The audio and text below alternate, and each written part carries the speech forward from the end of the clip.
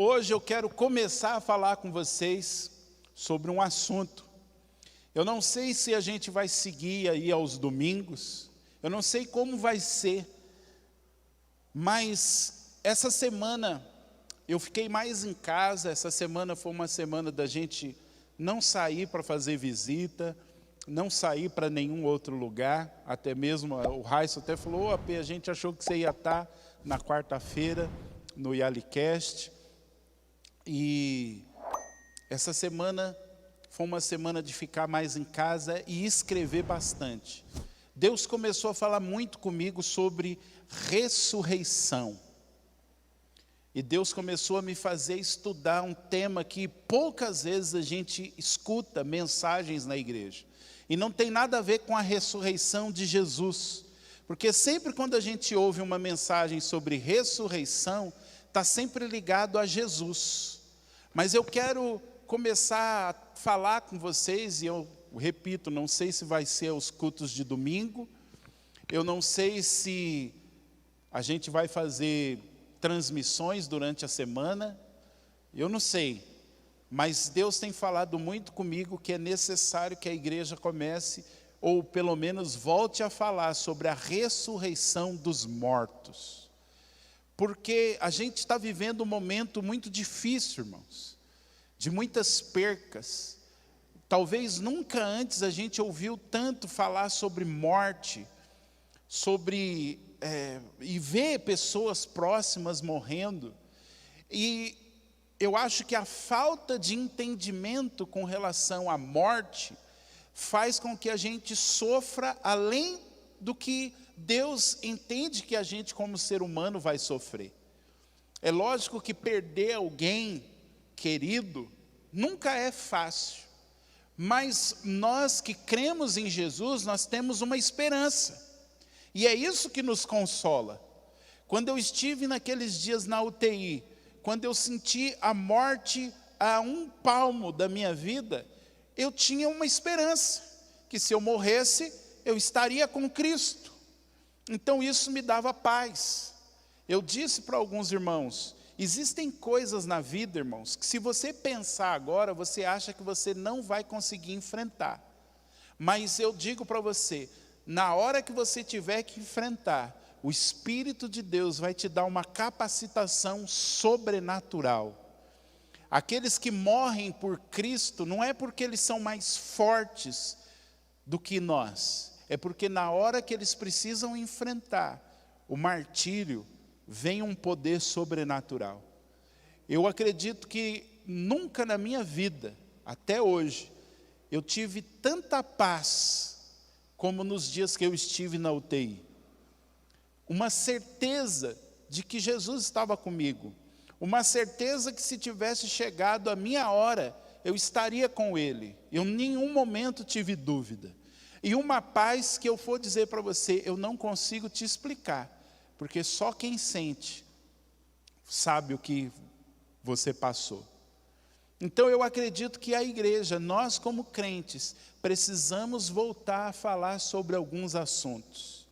E um desses assuntos que eu passei a semana inteira estudando, lendo a palavra e escrevendo, é a ressurreição dos mortos. Até uns 15 minutos atrás eu estava assim: Deus, é o assunto, porque é um assunto tão extenso, que eu não sei se num culto de domingo, num ambiente como esse, é um assunto que a gente consiga falar com graça, né? Então aí eu peço a graça de Deus para conseguir passar para você o que precisa ser passado.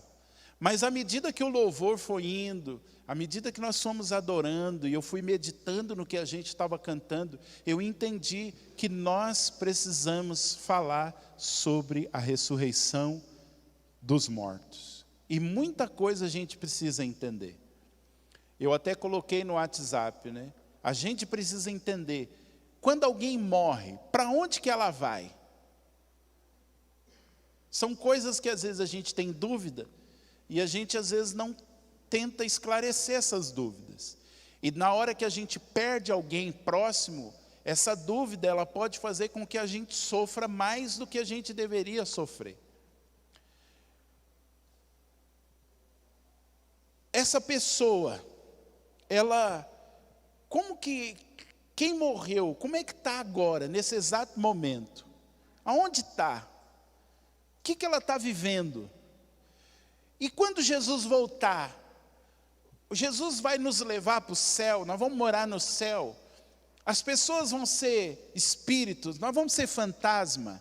Se a gente for morar no céu, Carlão, será que a gente vai ficar tipo assim, aquela multidão de gente, um passa por dentro do outro porque é fantasma, né?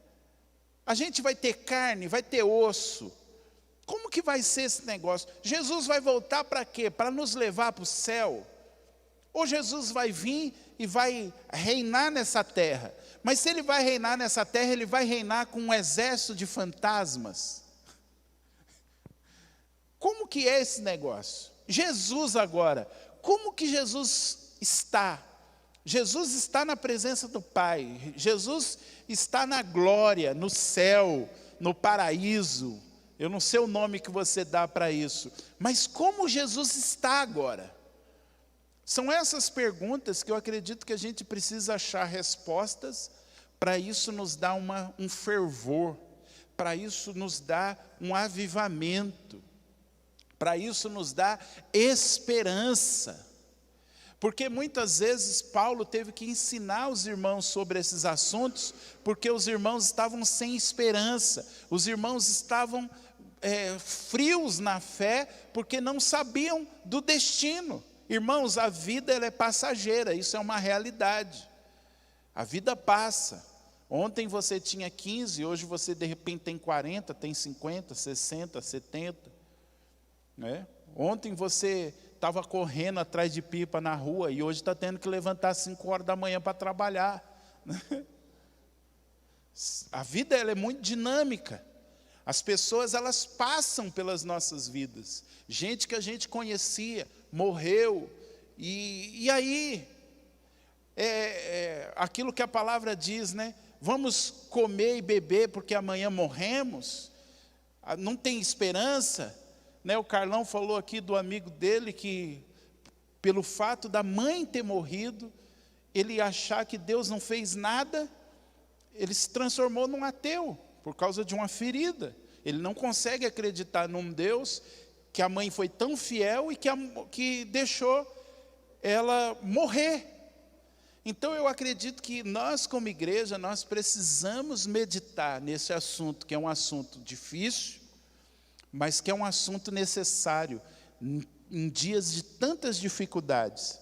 Então, assim, talvez hoje eu jogue um monte de informação e à medida que a gente for avançando, seja na semana, através de vídeos no YouTube, ou no próximo domingo, eu não sei como vai ser, a gente vai desvendando alguns mistérios. Amém?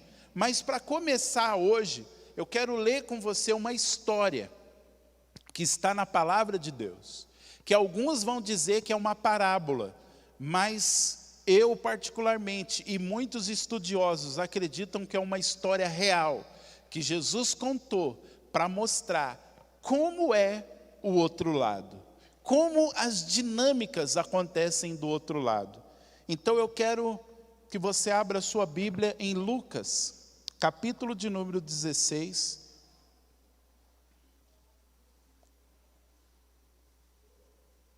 Lucas 16,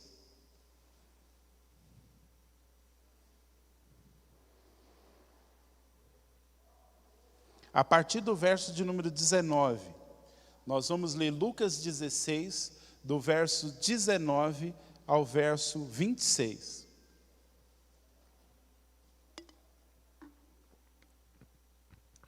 Aleluia. Lucas 16, dos versos 19 a 26. Diz assim: havia um homem rico que se vestia de púrpura e de linho fino e vivia no luxo todos os dias. Diante do seu portão fora deixado um mendigo, chamado Lázaro, cobertos de chagas. Este ansiava comer o que caía da mesa do rico. Em vez disso, os cães vinham lamber as suas feridas. Chegou o dia em que o mendigo morreu, e os anjos o levaram para junto de Abraão. O rico também morreu e foi sepultado. No Hades, em algumas versões vão dizer no inferno, onde estava sendo atormentado, ele olhou para cima e viu Abraão de longe, com Lázaro ao seu lado. Então chamou: Pai Abraão, tem misericórdia de mim e manda que Lázaro molhe a ponta do dedo na água e refresque a minha língua, porque estou sofrendo muito neste fogo.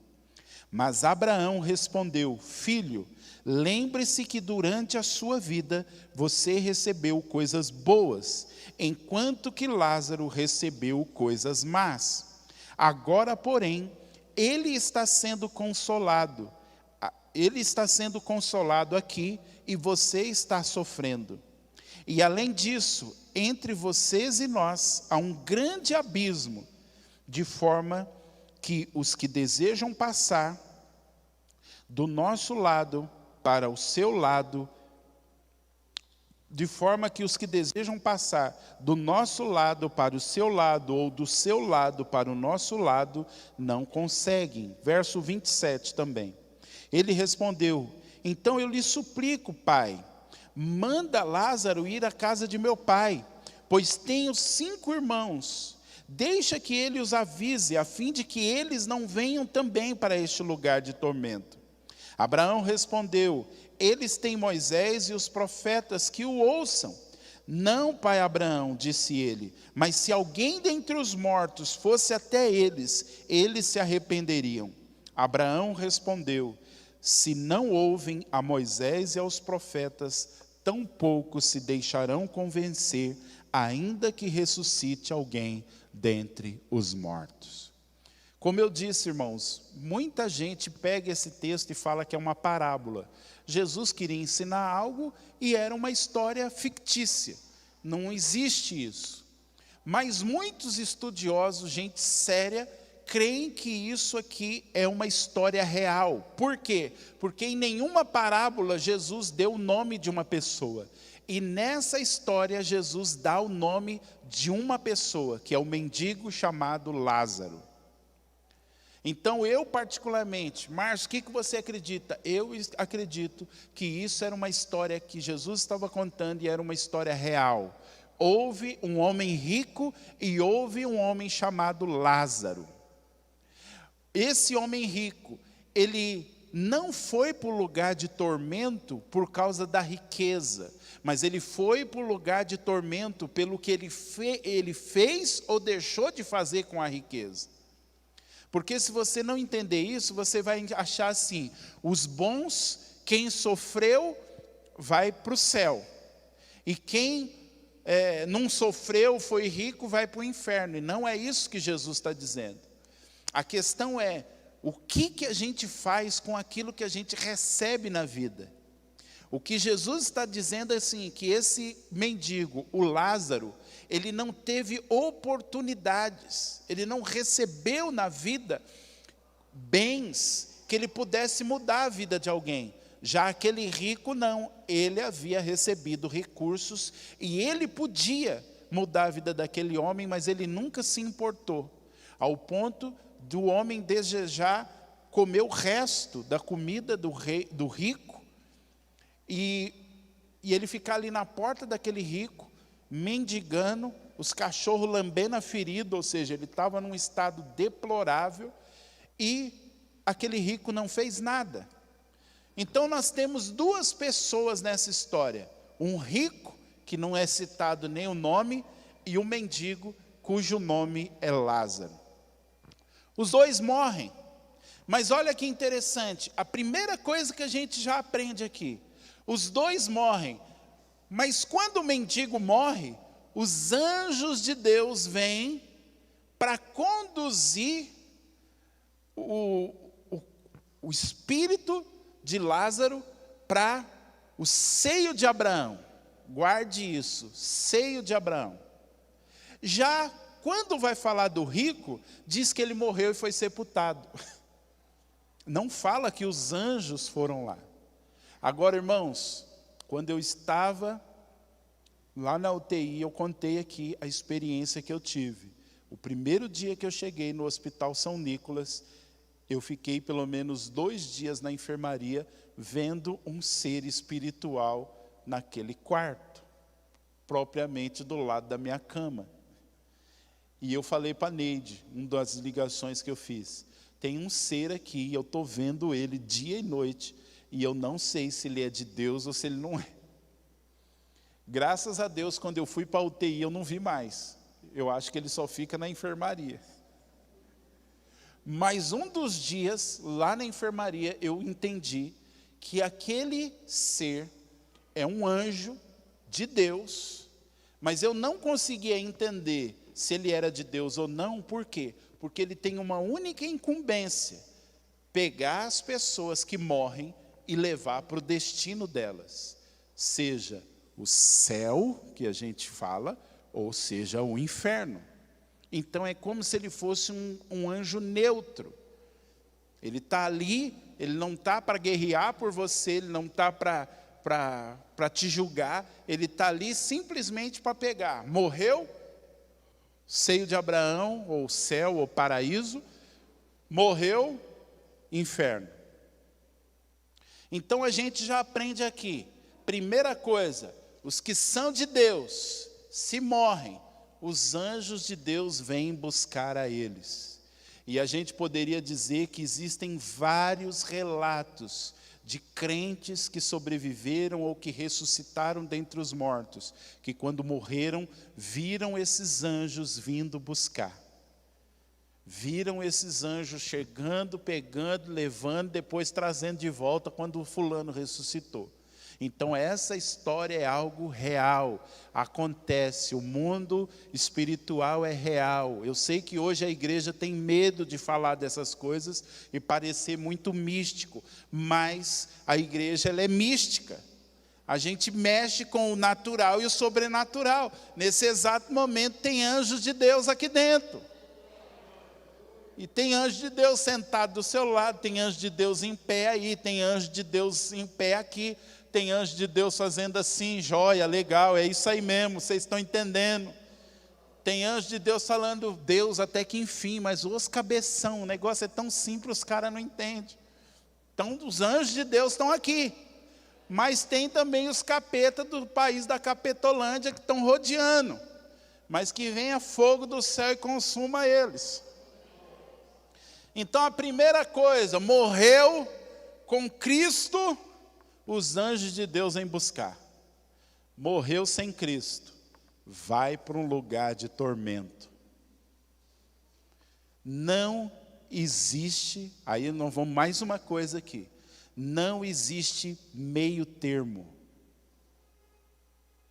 Ou vai para o lugar dos justos, ou vai para o lugar dos injustos ou ímpios. Não existe um lugar de meio termo. Não dá para, mas ele não era tão ruim, mas também não era tão bonzinho. Não, ele está no meio, não. É um ou outro.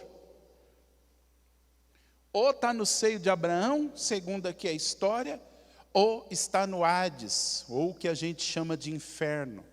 Mas deixa eu te explicar, por que algumas traduções trazem Hades? Na verdade, e aqui é que eu não quero entrar num assunto, porque se eu entrar no assunto é perigoso eu ter que focar muito nele para explicar para você. E aí eu vou perder o fio da meada. Mas nos dias de Jesus, se acreditava que o Hades era um lugar só, dividido em 2 setores.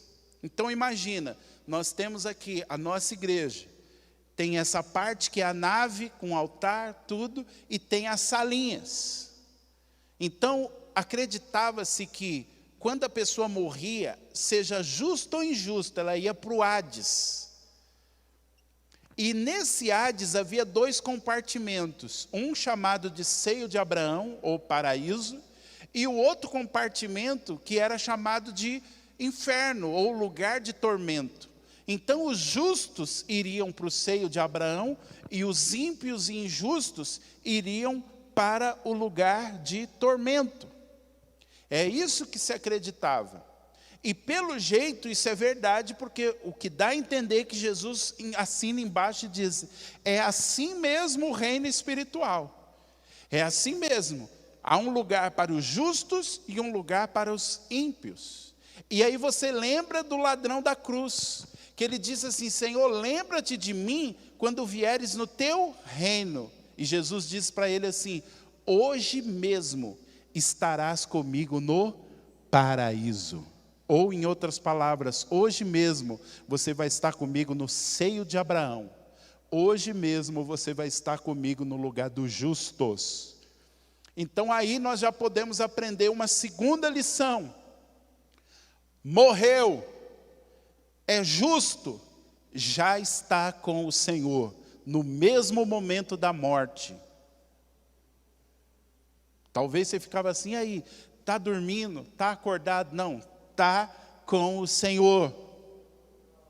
Obrigado, Celinho, pelo glória. Porque quando alguém dá um glória, assim, parece que a pessoa está concordando, falando, amém. Aí quando os outros ficam quietos, você fica assim, será que está concordando comigo? Ou está assim, não creio nisso não.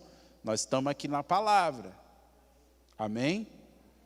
Pelo que eu estudei a semana inteira e ouvi pessoas, a Bíblia em outros lugares vai nos confirmar que aqueles que morrem em Cristo estão com o Senhor.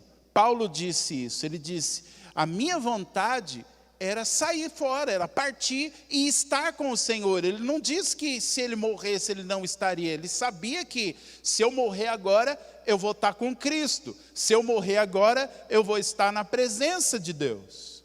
Então aqueles que morreram em Cristo, aonde eles estão agora? Nesse exato momento, eles estão na presença do Senhor. Aleluia. E aqueles que morreram sem Cristo, aqueles que viveram uma vida ímpia, aqueles que viveram uma vida focados em si, não quiseram entregar sua vida para Deus, estão num lugar de tormento. Outra pergunta que às vezes o pessoal faz, e esse texto vai responder. Morreu, está do outro lado. Vai ter consciência de quem era? Consciência da vida que teve? Esse texto vai dizer que sim. Vai reconhecer as outras pessoas? Esse texto diz que sim. Por quê? Porque o rico olhou e viu ao longe e reconheceu Abraão. E chamou pelo nome. Falou, pai Abraão. E Lázaro continuou sendo Lázaro. Então o que a gente pode entender, usando como base esse texto é, que seja ímpio, seja justo, morreu, vai continuar sendo quem você era. Você vai ser consciente de quem está lá. E esse texto também vai mostrar que a pessoa tem consciência da vida dela na terra. Porque o rico vai dizer assim, pai, manda Lázaro de volta. Ressuscita Lázaro e manda ele na casa dos meus irmãos. Então, o rico está no lugar de tormento, mas ele ainda tem consciência da família dele. Ele não se esqueceu de quem ele era. Ele não se esqueceu da sua família. Vocês ainda estão aqui? Então o texto mostra que haverá lembrança da vida terrena. Haverá personalidade. As pessoas não morrem e chegam lá e ficam assim, quem sou eu? Aonde eu estou? Quem é você? Por que você está sentado no trono? Não, elas vão saber. Aquele que está sentado no trono é o Deus Todo-Poderoso. Aquele que está à sua destra é Jesus, o meu amado. E ele vai olhar e vai falar, fulano, você está aqui. E a fulano vai falar, cara, você chegou quando? Não, eu cheguei ontem.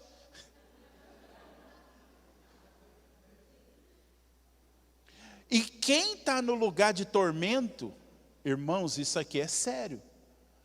Quem está no lugar de tormento pode estar preocupado com quem está aqui.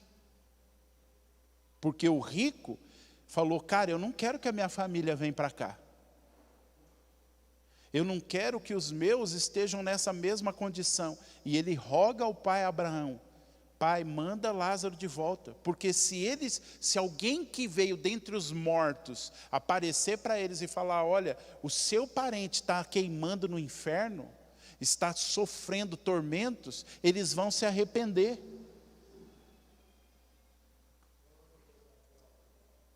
Então, queridos, quem parte lá no outro lado ainda continua tendo consciência, continua tendo personalidade.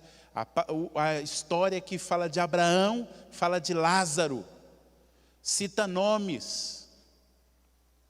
Outra coisa, vai reconhecer pessoas, como eu disse, o rico reconheceu Lázaro e reconheceu Abraão.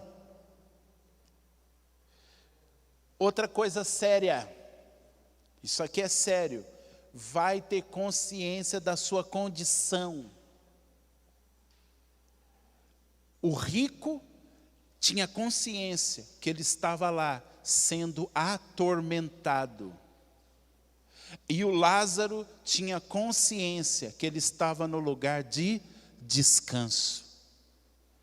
Isso também nos mostra que quem parte não perde os sentidos.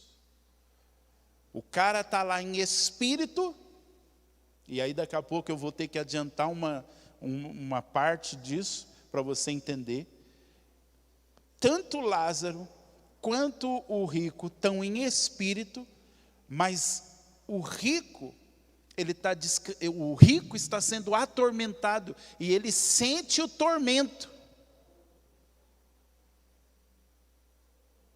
Ele sente a agonia e ele pede ajuda. Ele fala, deixa que pelo menos ele molhe o dedo.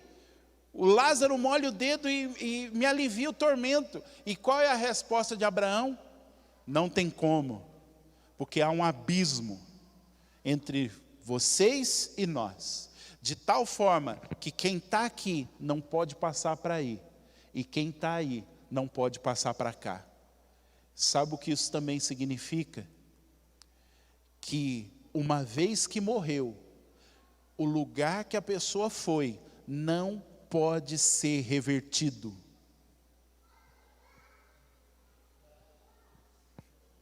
Não tem como reverter. Irmãos, alguém já disse, enquanto há vida há esperança. E eu creio nisso. Porque aqui ainda há espaço para arrependimento. Se você está vivendo uma vida longe de Cristo, ainda aqui você pode se arrepender. Você pode cair 1 milhão de vezes, e ainda aqui 1 milhão de vezes Deus pode te levantar por causa do seu arrependimento. Mas uma vez que a pessoa morreu, acabou, ela selou o destino dela. Hebreus 9, 27 diz assim, que cabe ao homem morrer uma única vez, vindo depois disso o juízo. Eu sei que hoje em dia a gente está gravando, é difícil falar algumas coisas, mas não existe reencarnação, não existe outras formas que as pessoas ficam tentando arrumar, só existe uma forma segundo aquilo que a gente acredita que é o que está na palavra de Deus, é crer no Senhor Jesus agora, para não ser condenado, porque ele diz assim, quem não crê já está condenado, se morrer sem Cristo é condenação, e do outro lado não tem como apelar para um tribunal superior, não tem como pegar e dar suborno, pagar propina, uma vez que o destino da pessoa foi determinado, quando ela morre, não tem como reverter, ou está com Cristo, ou está no lugar de tormento, e diz que há um abismo, que não tem como um passar para o lado do outro, não tem como os justos olhar e falar, vamos lá aliviar, e não tem como as pessoas tentar falar, cara, tormenta aqui, eu vou tentar pular o muro, para ver se eu dou uma aliviada no céu. Vocês ainda estão aqui? Então vai ter consciência da condição. Eu estou sofrendo aqui. Enquanto o outro vai ter a consciência de eu estou descansando aqui. Vai ter a sensibilidade. Eu estou em tormento aqui. E o outro, eu estou descansando aqui. Como eu disse, também vai ter a separação. Uma condição que não pode ser revertida. Agora, irmãos, o rico fala, manda Lázaro lá. Eles vão crer. Abraão diz assim, eles já têm Moisés e os profetas. O que em outras palavras Abraão está dizendo? Nós já temos a palavra. Eles já têm a palavra. Aí o rico fala assim, não, mas se eles vê alguém ressuscitando dentre os mortos, eles vão crer. E aí Abraão diz, não, eles não vão crer.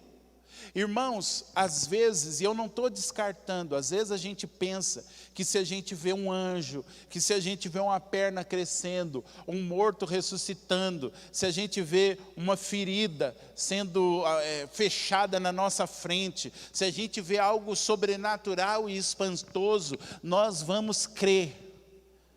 Mas deixa eu dizer para você, ao longo dos meus 23 anos de vida cristã, eu já vi muita gente provando o sobrenatural e continuar não crendo do mesmo jeito.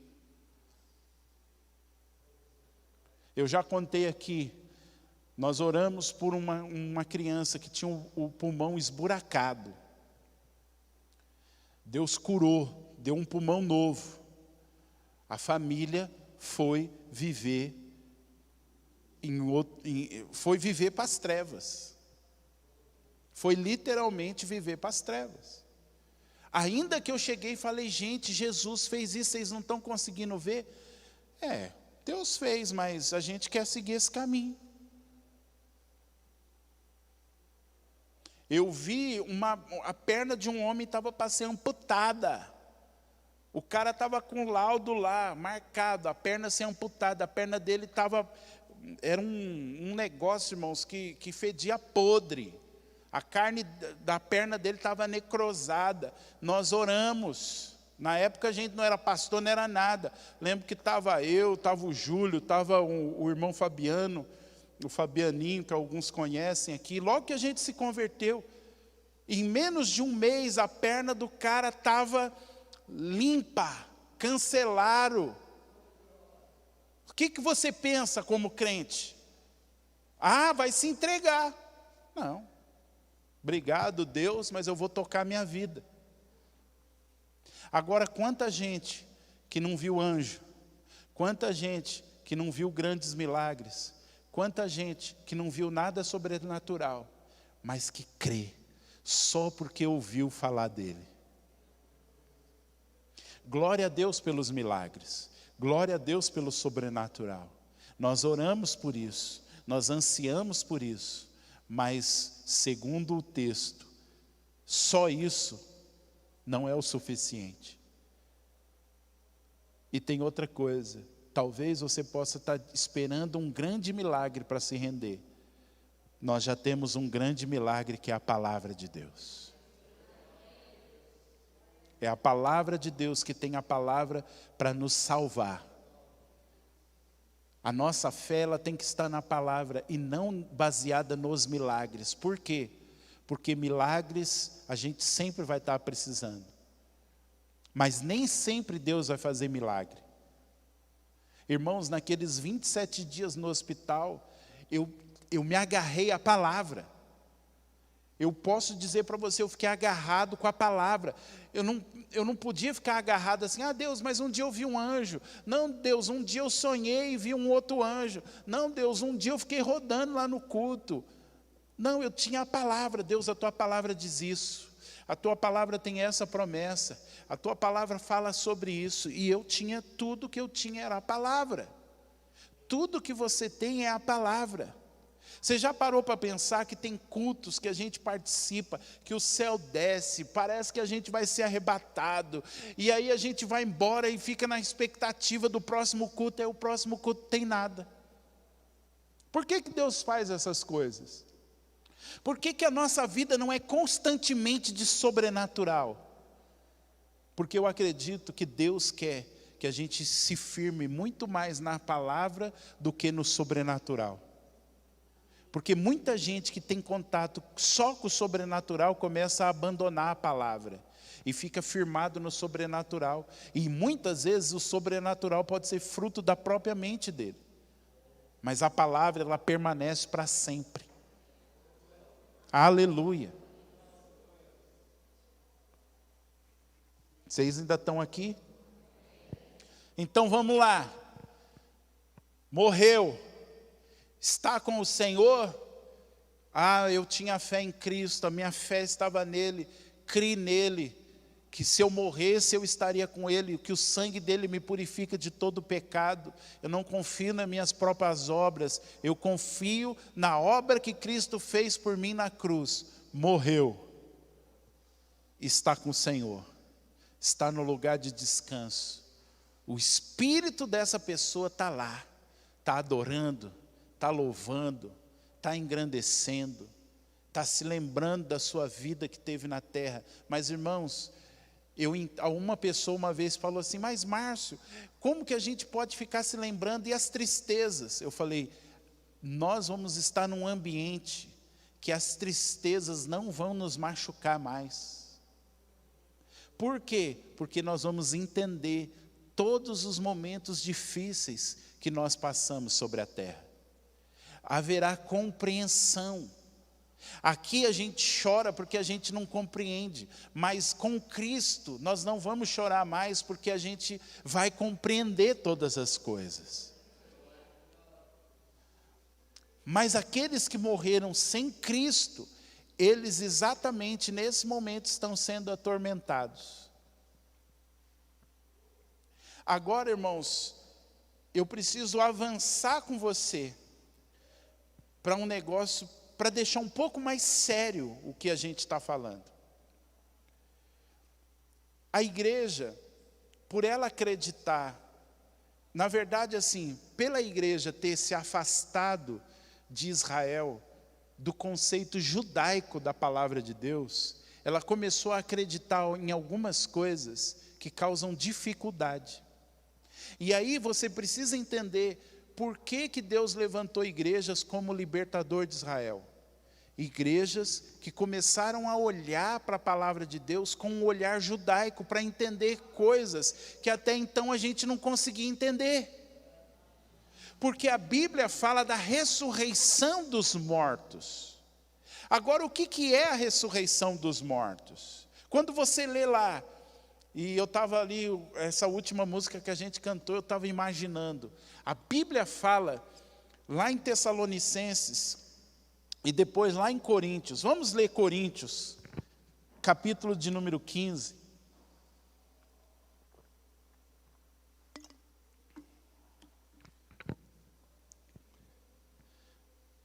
Primeira Coríntios, capítulo 15, versículos 51 e 52. 1 Coríntios 15,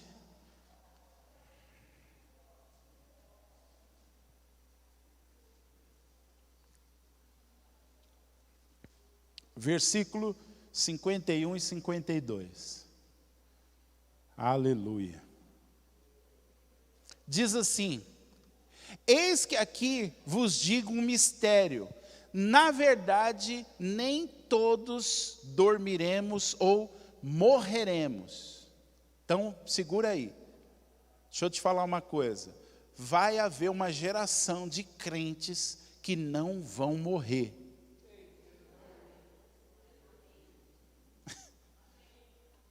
Não vão morrer literalmente, não vão saber o que é morrer,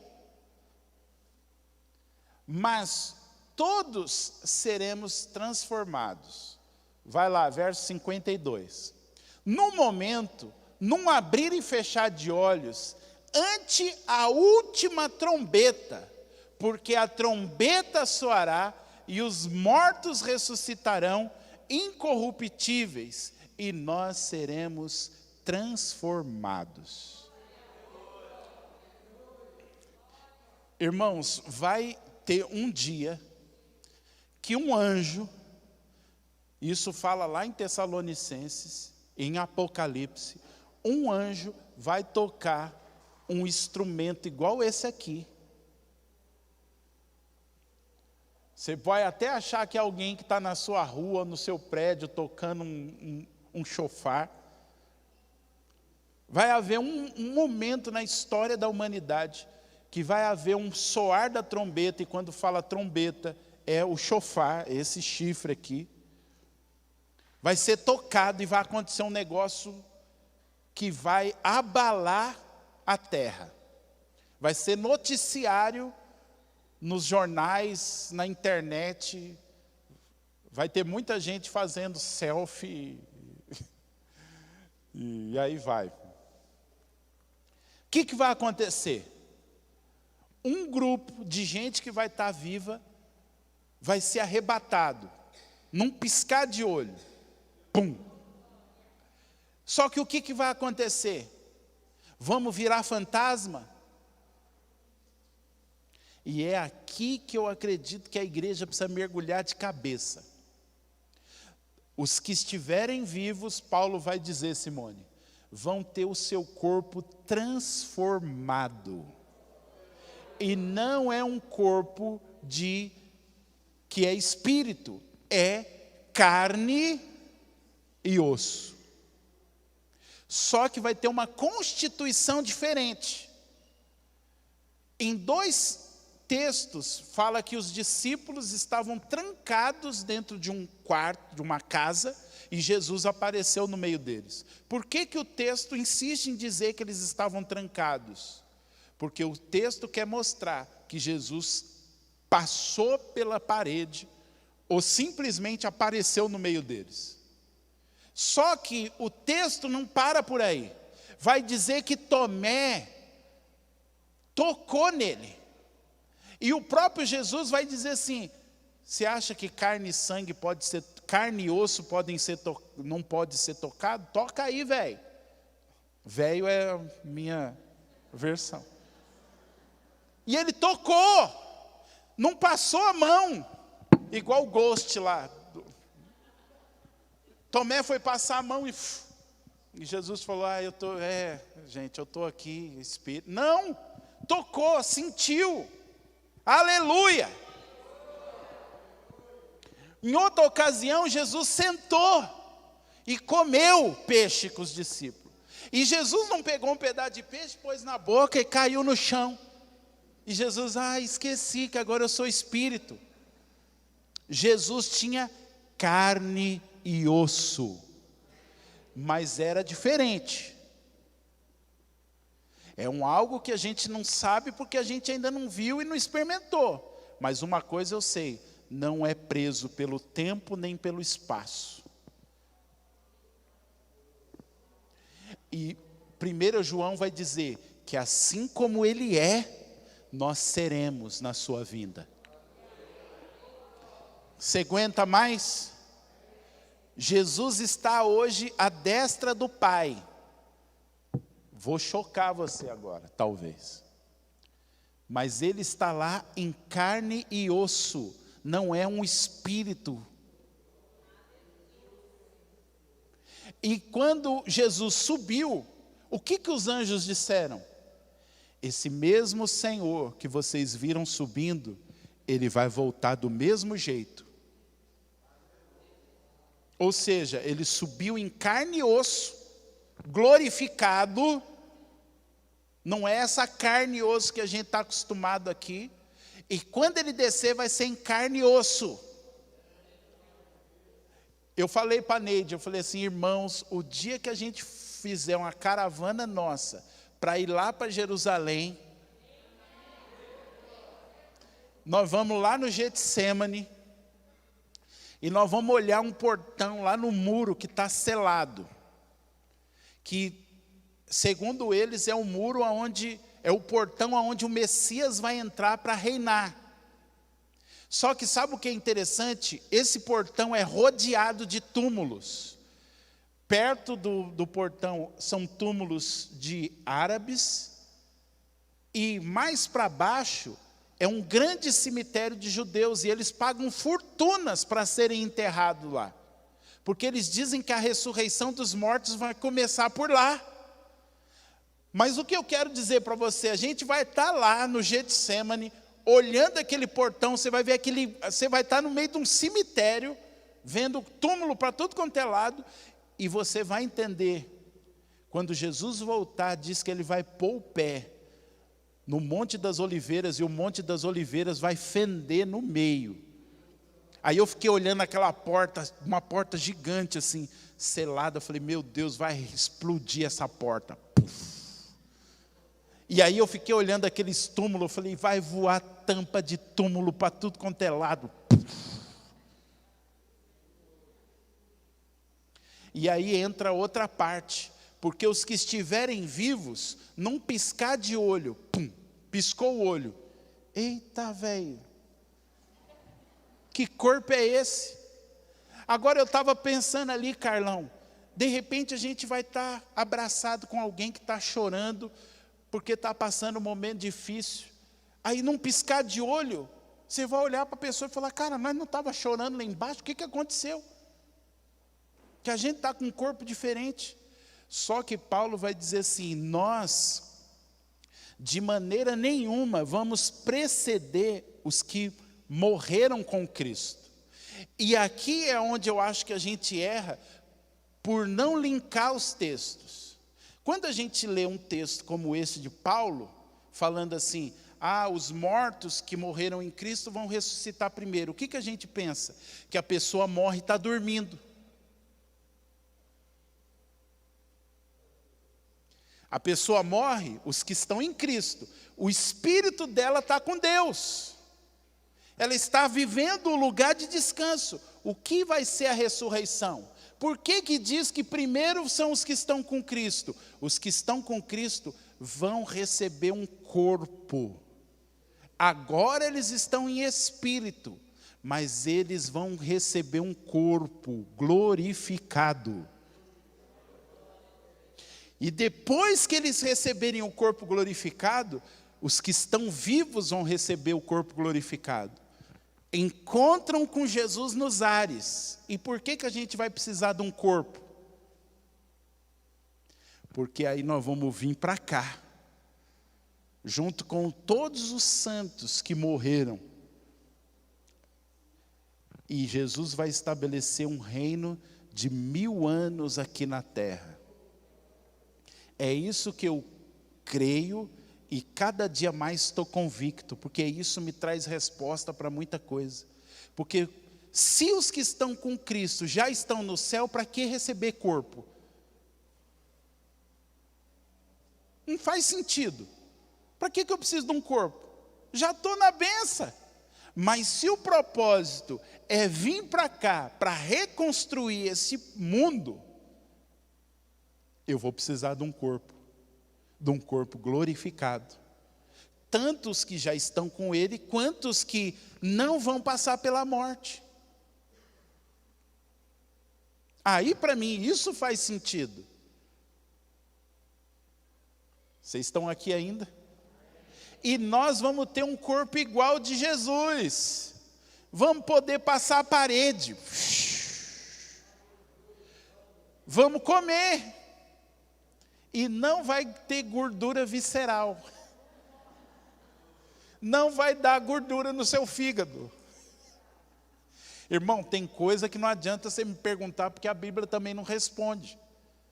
Mas quando eu vejo Jesus sentando com os discípulos e comendo peixe, depois de ressurreto, já no corpo glorificado, então quer dizer que a gente vai poder às vezes sentar com pessoas que vão estar vivas naquele tempo, e aí é um outro assunto, e nós vamos poder comer. Talvez comer não seja necessariamente aquilo que, tipo assim, hoje, se eu não comer eu morro. como a morte não vai fazer mais parte da nossa constituição, talvez comer vai ser só um ato assim, porque eu quero ter comunhão com você. O comer vai ser o se alegrar com as pessoas que estão ali. Como Jesus. Jesus comia antes da ressurreição para quê? Para poder manter a vida. Depois da ressurreição ele não precisava mais. Mas o comer, o sentar e o comer ali, foi para manter a comunhão. E para mostrar para eles o seguinte: eu não sou um fantasma. Eu não sou um espírito. Eu tenho carne e osso. Eu ressuscitei completamente. Então, o que é a ressurreição? A ressurreição, às vezes a gente lê gente que ressuscitou dos mortos, e a gente só tem um aspecto da ressurreição. Gente que morreu e voltou à vida. Mas a ressurreição, quando Jesus voltar, vai ter o sentido do quê? Todos os que morreram, que agora o espírito deles, a alma deles estão no paraíso, no céu, naquilo que a gente chama de céu, vão se encontrar novamente com os seus corpos, só que agora um corpo glorificado. E os que estiverem vivos vão ter o seu corpo transformado, eles não vão experimentar a separação do espírito e da alma do corpo. A morte, irmãos, é quando o espírito e a alma se separam do corpo. O corpo volta para a terra, se deteriora.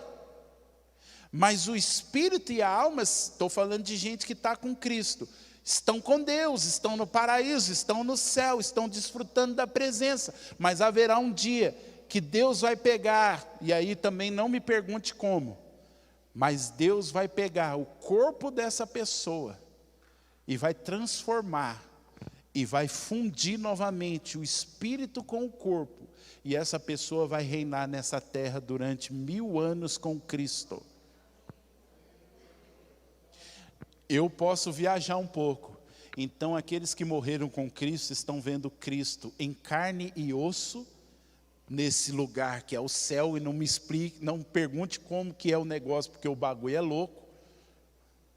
Só que eles estão olhando para Cristo lá e dizendo: um dia eu vou ter um corpo igual ao seu. E Jesus está falando: é verdade, esse dia está chegando. Agora eu preciso ir para o lado não tão agradável. Por quê? Porque não são só os justos que vão ressuscitar, mas os injustos, os ímpios também vão ressuscitar. Então entenda aqui, falamos das coisas celestiais. Quem morreu sem Cristo, na sua impiedade, no seu pecado, está sendo atormentado em espírito. Mas, passados 1000 anos, eu estou jogando tudo e depois ao longo a gente vai lendo os textos. Passados 1000 anos, Deus vai estabelecer o trono de juízo. E essas pessoas que morreram sem Cristo vão ressuscitar. Como? Elas vão receber um corpo para serem lançadas no lago de fogo e enxofre. E aí não é um corpo glorificado. É um corpo que vai ser um corpo que não vai ser destruído, mas vai viver a eternidade sendo consumido pelas chamas, pelos vermes, pelos bichos, vão estar em grande tormento. O destino final daqueles que não têm Cristo vai também ser ressuscitado. Eles vão comparecer diante do trono branco, não é fantasma, é em carne. E eles vão ser lançados no lago de fogo e enxofre, que para mim é um tormento ainda maior do que o que eles já estão passando hoje, só que hoje é em espírito, Simone. Mas quando Deus os julgar no trono branco, então eles vão ter um corpo. E Jesus disse várias vezes: lá o bicho não morre. Lá eles são atormentados dia e noite. Agora Jesus vai dizer que esse lugar não foi feito para o homem, mas foi feito para Satanás e os seus anjos. Não é da vontade de Deus que ninguém pereça. Por isso ele deixou a palavra, Celso. Por isso ele deixou a palavra, Renata. Para que no dia que se chama hoje, nós sejamos salvos. Para que nós sejamos achados dignos de participar do que a Bíblia chama de primeira ressurreição, que é a ressurreição dos justos, é a ressurreição daqueles que morreram em Cristo, para receber recompensa, mas todos os que não foram achados no livro da vida, isso está lá em Apocalipse, eles vão ser lançados junto com a morte, junto com o Hades, com o inferno, eles vão ser lançados no lago de fogo e enxofre com um corpo físico, carne e osso, e vão ser atormentados dia e noite. Irmãos, essa semana, lendo esses textos, anotando muita coisa, me bateu um senso de temor e de seriedade. Por quê? Porque às vezes a gente como igreja, a gente foca, e eu não estou dizendo que está totalmente errado, a gente foca só num aspecto da vida cristã que é, sou de Deus, conquistar, ter, fazer, acontecer, e as nossas mensagens são só mensagens para te fazer bem, para te alegrar, para trazer uma resposta para o seu sofrimento, e eu não estou dizendo que essas coisas estão erradas, mas elas não são as coisas principais, porque alguém pode estar dentro da igreja, sendo abençoado, recebendo, prosperando, avançando, e está indo para o inferno.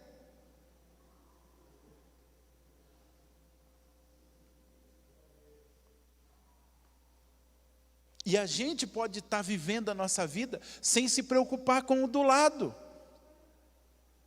A gente pode estar vivendo uma vida cristã que eu penso só em mim. E os da minha família. Irmão, se aquele rico pudesse voltar dos mortos, eu acredito que ele se transformaria num dos maiores evangelistas da história da igreja. Se alguém que está no tormento pudesse voltar, você acha que essa pessoa ia dormir, ia se preocupar em ter carro, casa, ele ia se preocupar assim, eu preciso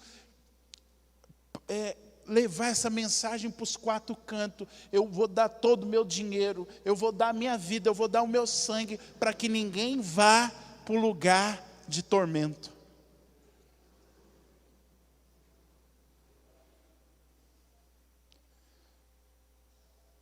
Porque eu acredito, irmão, que se alguém vem do céu e conta, a gente, legal, mas acho que isso aí não é verdade não. E até do inferno a gente às vezes questiona.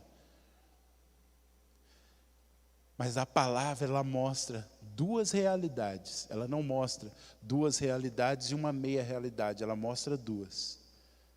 Salvação ou condenação. Não tem nada a ver com ser feliz aqui, não tem nada a ver com ser rico aqui, não tem nada a ver com pode, não pode, é pecado, não é pecado, tem a ver com qual é o valor que eu dou para Cristo na minha vida. Que valor Jesus tem na minha vida? Quem é Jesus para mim? Porque à medida que eu entender quem é Jesus para mim, eu vou ter uma vida digna ou não. Às vezes a gente foca a vida cristã assim, pode beber, pode fazer tatuagem, pode usar piercing, pode isso, pode aquilo. Não, vou sair do Libertador, porque no Libertador não pode isso, mas na igreja da esquina pode isso. Querido, isso aí é supérfluo, quando você conhece Jesus. Que você vai entender que a vida cristã está muito mais além do que isso. Está muito mais profunda do que isso. É muito maior do que se eu vou ser rico ou se eu vou continuar na minha vida simples. tem muito mais a ver do que se a igreja vai pintar as paredes de azul, de rosa, de roxo, se eu gosto do meu irmão ou não gosto. Tem a ver com a gente viver uma vida para Cristo de forma profunda, porque o negócio é sério, irmãos. Quando a gente diz que Jesus está voltando, a gente não tem noção. A gente estava adorando agora esse último cântico, e eu estava fazendo uma fanfic. Eu estava imaginando Jesus voltando. Agora imagina aqui comigo. Vamos parar para pensar. O bagulho vai ser louco. Às vezes a gente vê os filmes, né, de arrebatamento, a pessoa some e fica todo mundo desesperado. Eu acho que o negócio vai ser mais louco. O bagulho vai ser mais tenso do que a gente imagina. Quem imagina agora, irmão, agora. Vamos imaginar Jesus voltando agora. Você está aí, nós estamos aqui pregando, daqui a pouco a gente escuta um toque de trombeta, o Luiz. Pã, tomando a terra toda. Diz que é num piscar de olho, Carlão. Pum, piscamos o olho. Estamos subindo. Corpo sendo transformado, estilo Spielberg. Isso aqui é só para os velhos. A gente está parecendo os G.I. Joe, comandos em ação. Os antigos sabem do que eu estou falando. Nova carne grudando. Mas antes disso, quando a trombeta soar, as tampas dos sepulcros, do rafo, de tudo quanto é cemitério explodindo. Pá! Corpos saindo de lá também transformando para se unir com os seus espíritos. Agora, irmão, sabe o que eu estava pensando aqui? Vou viajar na maionese, enquanto a gente tem pouca visualização, dá para viajar na maionese. Eu fiquei pensando o seguinte, nego na praça, olhando para o céu, aí daqui a pouco começa a ver um monte de gente subindo. Ué, o que está acontecendo? E aquele monte de corpo subindo. Quem está lá na frente do cemitério, vendo aquelas tampas voando tudo. E aí vê aqueles restos mortais ali sendo transformados e subindo também. O que está acontecendo? Gente com o celular.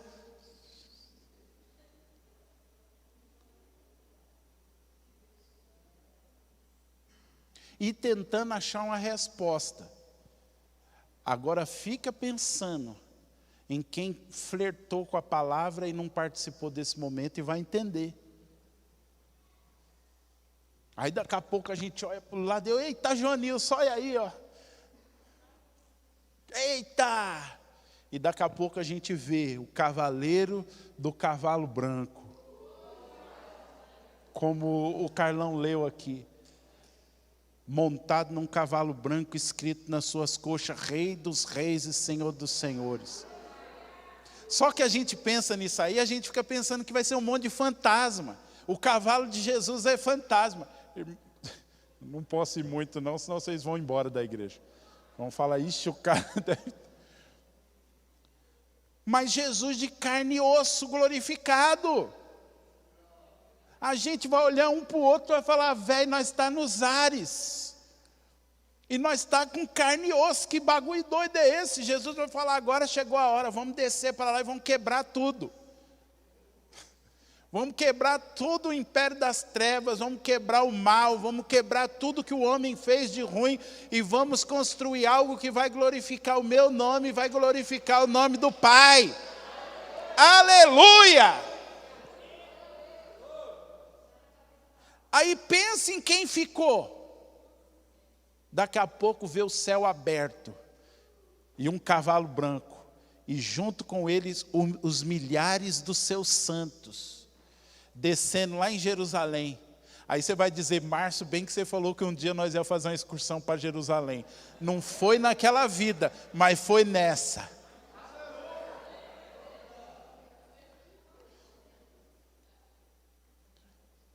Pensa, irmão, no mistério.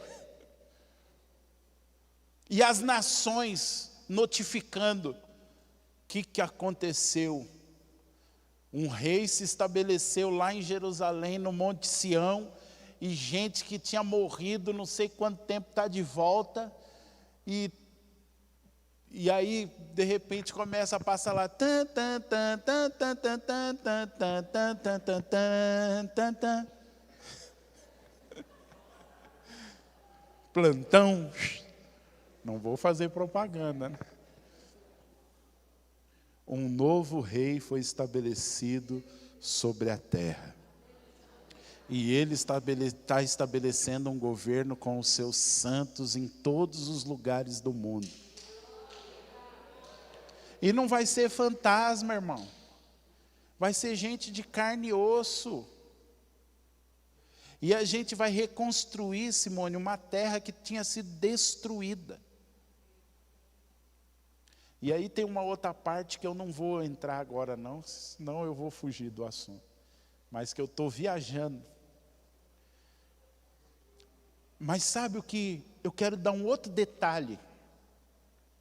Que eu sei que é sensível isso. Então eu vou falar com temor e tremor. Porque esse negócio da ressurreição dos mortos é muito sério e muito profundo. E a Bíblia também não dá muitos detalhes. Só que eu ouvi um cara uma vez pregando uma coisa que isso caiu no meu coração. Irmãos, deixa eu ver como eu falo sem ser muito apelativo para as suas emoções. Mas pensa você, mulher ou homem. Vou usar aqui um exemplo, sei lá o que vai dar. Esses tempos atrás aí o Whindersson Nunes lá, né, o youtuber lá, perdeu o filho. Virou a cabeça, está todo depressivo. E essa semana eu estava pensando nele, pensando nessa mensagem. Por que a pessoa ficou assim? Porque não tem esperança em algo. Mas aí eu fiquei pensando, irmãos, em todos os casais e mulheres que perderam seus filhos, bebês pequenos. Mas eu fui um pouco mais fundo. Todos aqueles que de repente sabiam que as mulheres sabiam que estavam grávidas e elas tiveram um aborto. Quando que a vida é tida como vida, segundo a palavra de Deus? Desde quando um espermatozoide e um óvulo se fundem. Diz a palavra que Deus já chama pelo nome. Sabe o que isso quer dizer? Que todos aqueles que um dia, todas as mulheres, casais que um dia assim, tiveram uma gravidez e de repente tiveram um aborto espontâneo no começo, não segurou, todos esses negócios que eles também vão ressuscitar. E um bagulho mais louco que eu estava pensando, que um pastor me fez pensar, é o seguinte: naquele dia, já pensou que se você passou por essa experiência, você pode ter a experiência de alguém chegar e falar assim: você sabia que eu sou seu filho? Não, eu só tive fulano e beltrano, ciclano, triclano, eu tive 18 filhos. Não lembro, não, são 18. E aí essa pessoa pode chegar e falar assim: eu sou aquele que você perdeu nos primeiros dias de gestação. Porque para Deus já era uma vida. Se a gente não entende essas coisas, o que a gente pensa? Se perdeu. Não era só um óvulo com espermatozoide, não era nada. Não, era uma vida, cujo espírito está na presença do Pai. Assim como todos os filhos que foram abortados conscientemente.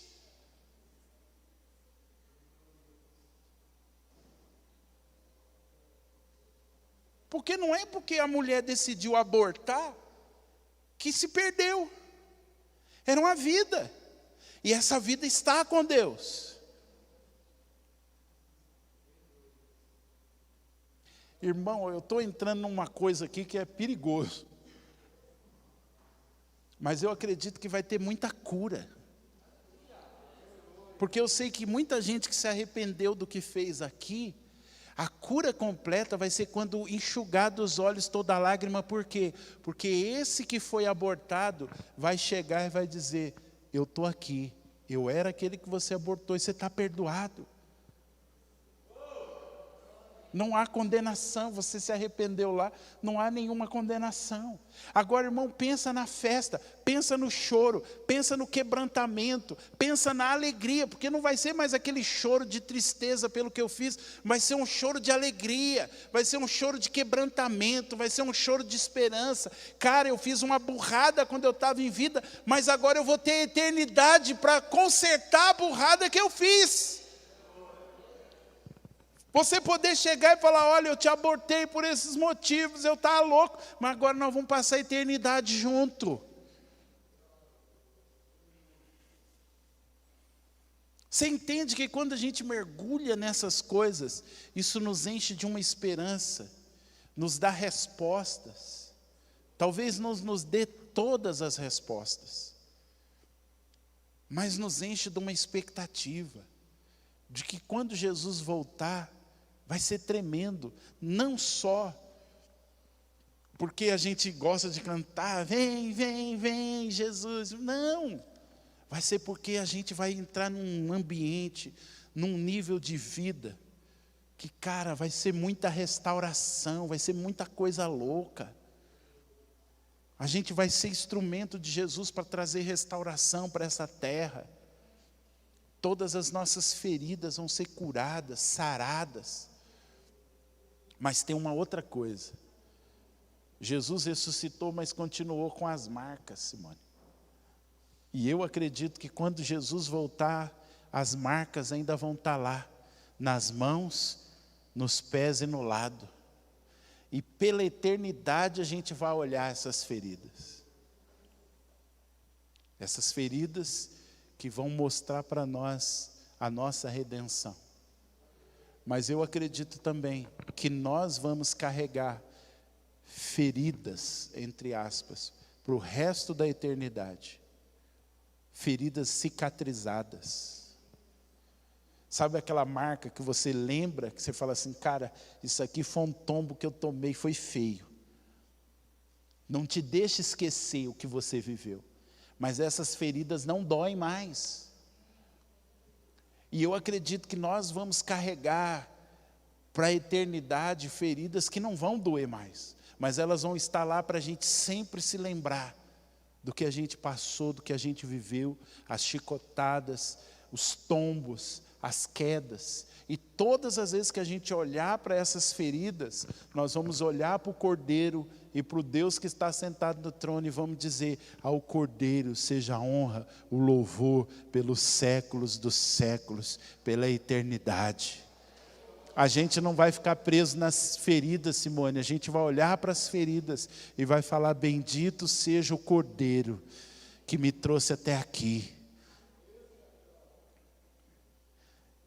Por isso Paulo vai dizer que o nosso sofrimento presente não há de se comparar com a glória que em nós há de ser revelada. Aleluia! Eu quase dei tudo para vocês de uma semana em 1 hora e pouco. Mas me empolgou demais, irmãos, estudar sobre a ressurreição dos mortos. E eu disse para a Neide: a igreja precisa ouvir isso, para nós termos esperança, para nós vermos que a morte, ela não é o fim. Para os que morreram em Cristo, a morte é só um começo de uma nova vida, sem sofrimento, sem perdas e sem dores. E talvez seja na nossa geração, e talvez sejamos nós aqui que estamos vivos, que vamos ouvir o soar da trombeta, os nossos corpos serão glorificados, os mortos serão ressuscitados, nós vamos encontrar com muita gente. Nós vamos sentar, Simone, um dia com Abraão, Isaac e Jacó, lá em Jerusalém, numa mesa, e fomos falar: eita, Abraão, o bagulho foi doido, hein? Como é que foi aquele negócio de levar seu filho? E ele vai contar tudo que ele viveu. Jacó, Isaac. De repente você vai encontrar lá com a sua tataravó. Você não tinha nem foto. Ela vai falar: eita, você era meu descendente. Não. E eu era daquelas crentes penteca, hein? Fogo puro. E você é um testemunho de que Deus é fiel. Porque eu consagrei as minhas gerações a Deus e Deus te alcançou, meu tataraneta. E a gente vai conhecer essas pessoas que fizeram parte da nossa árvore genealógica e estão com Cristo. Aleluia! Mas, Márcio, e se eu chegar lá e não achar quem eu penso que eu ia achar e eu souber que ela está no lugar de destruição? Isso não vai te doer. Porque você vai ver o quão digno ele era e o quão justo ele foi de não deixar algumas pessoas entrarem lá. O problema é que tudo que a gente tenta enxergar do outro lado, a gente está tentando ver daqui. Mas quando a gente estiver lá, olhando na ótica de Deus, nós vamos ver diferente. Nós vamos entender porque Deus diz assim que preciosa é a vista dele a morte dos seus santos. Quando um crente em Cristo Jesus morre, Deus levanta e se coloca de pé. E aplaude. Lembra de Estevão morrendo? Jesus ficou de pé, irmãos, para receber. Mas a mesma palavra diz que Deus não tem prazer na morte do ímpio. Porque Deus sabe que o ímpio vai para o tormento eterno. Mas quando um justo morre, ele se alegra. Porque o justo está entrando na herança. Hoje a gente não entende isso, mas quando a gente estiver lá, e depois estiver aqui, ou já vim direto para cá, para reinar, aí a gente vai olhar e vai falar: agora eu estou entendendo, Jesus. Agora eu estou entendendo, Deus. Amém? Aleluia!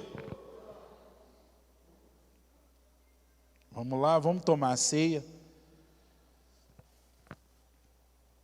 Os irmãos aí que estão escalados. Enquanto eles pegam, põe aí no telão João 6, por favor. João 6, verso de número 40. João 6, 40.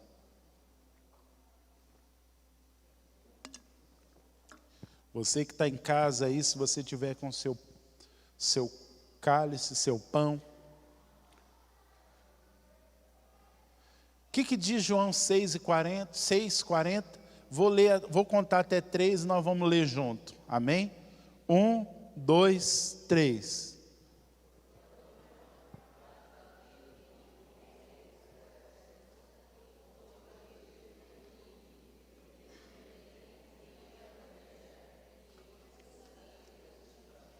Amém?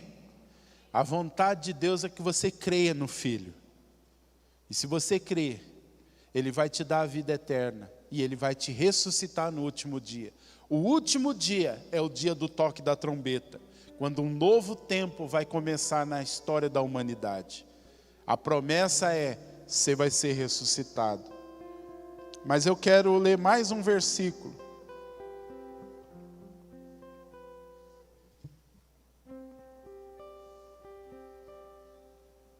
Deixa eu ver aqui.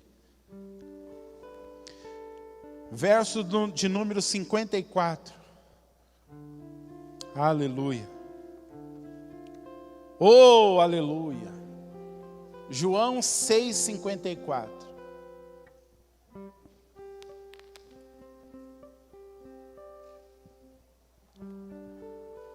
O que diz João 6:54? 1, 2, 3.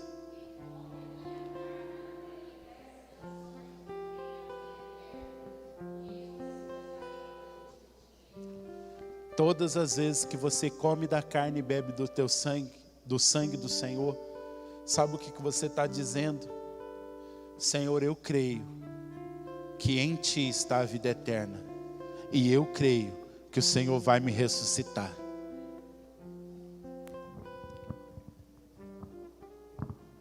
Esse ressuscitar fala que se um dia você estiver morto, o seu espírito vai se unir com a sua carne e você vai receber um corpo glorificado.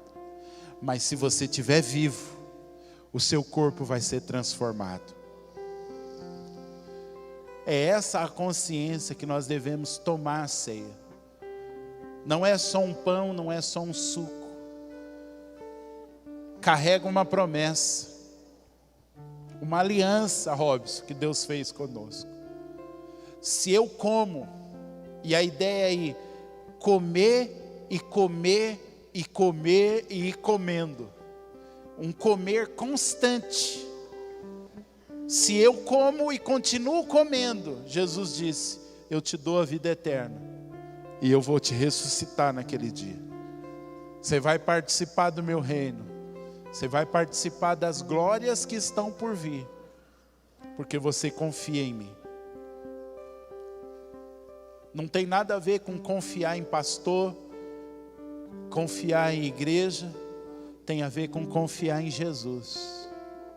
Não tem a ver com o que você fez ou deixou de fazer, tem a ver com você confiar em Jesus. Se você tem vivido uma vida de pecado, se arrependa hoje, ainda há esperança para você. Se você tem vivido uma vida distante de Deus, se arrependa hoje. Não importa as coisas horríveis que você já fez, o sangue de Jesus é poderoso para perdoar todo o pecado. É isso que nos fala o corpo e o sangue. Como eu tomei a ceia diferente essa semana. Como eu tomei a ceia falando, Jesus, obrigado, porque eu tenho uma esperança de reinar com o Senhor. O Senhor tem a vida eterna para mim. Aleluia. Vamos agradecer a Deus. Vamos deixar o Espírito Santo agora ministrar. Eu sei que a hora voou, já é 9h20. Mas querido, nós estamos falando de coisas eternas. São coisas preciosas. São coisas que dão vida. Vida eterna. Vamos ter esse tempo, não tenha pressa para comer do pão e beber do cálice. Reflita na sua vida com Jesus. Se você quiser se ajoelhar, se você quiser vir aqui à frente, se você quiser ficar de pé, é você e o Espírito. Você que está em casa também, se você quiser se ajoelhar onde você está, é você e Ele agora. Vamos deixar o Espírito Santo ministrar essa esperança nos nossos corações. Vamos adorando e vamos deixando o Espírito Santo falar conosco.